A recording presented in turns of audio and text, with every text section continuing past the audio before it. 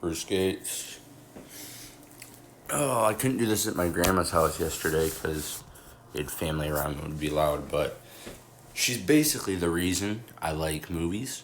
And I would consider myself a cinephile. She just always had a bunch, and it always interested me, and so I always watched a bunch when I went over there when I was younger. And she has a big shelf. It's kind of like her Criterion shelf, if you know what that is. So I picked 5 movies, and I'm going to go through them. So, and I haven't seen any of these.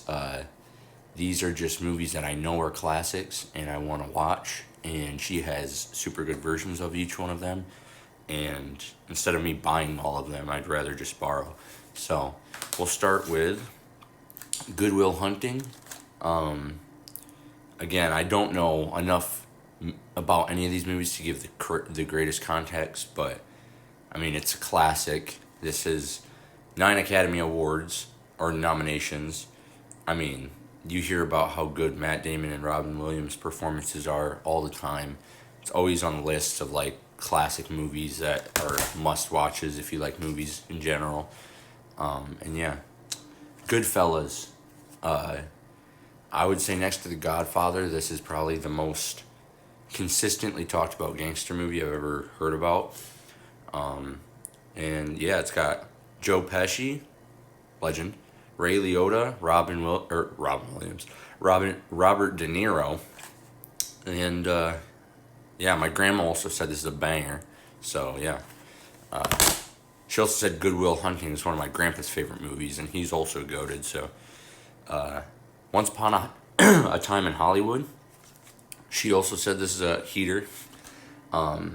Leonardo DiCaprio, Brad Pitt, Margot Robbie, and this also has like upwards of probably 10 different young actors that are popping right now. But this came out in like 2019 or something before most of them blew up. So Quentin Tarantino was really ahead of his time with the castings.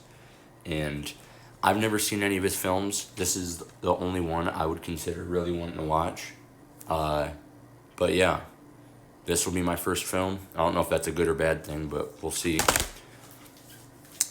The Revenant.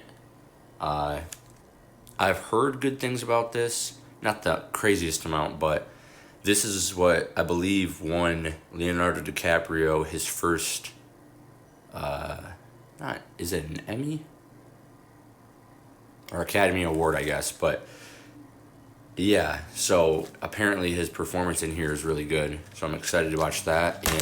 And last but not least is Leon the Professional. This is notable, probably first and foremost because it's the first movie I think at all in the filmography of, what's her name, Natalie Portman, and she's went on to do crazy roles throughout her career. She's been in classics, and it's basically about a young girl that I think she gets adopted or taken in by a hitman, and it's just their story, and how their life moves on from that point. And I mean, I've seen probably more reels about this on YouTube than I have any of these other movies. Maybe Once Upon a Time in Hollywood, but it just looks super interesting. It looks intense, and I'm excited to watch it. And yeah, from what I've heard, it's all full of great performances, so we'll see. But yeah, that's my 5 picks, my Criterion, even though none of these are on Criterion, I don't believe. My Criterion 5, so yeah, thanks for watching.